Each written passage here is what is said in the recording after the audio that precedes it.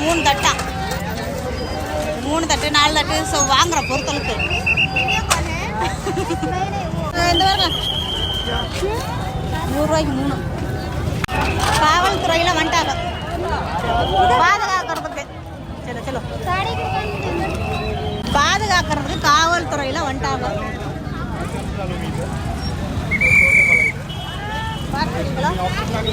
என்ன எங்கேயோ துணி கடைக்கு கூட்டு போறாங்க. வாங்க போகலாம். அங்கே போய் என்னன்னு பார்க்குறேன். ஸோ மீண்டும் சந்திப்போம். பாய் நண்பர்களை, பாய் பாய்.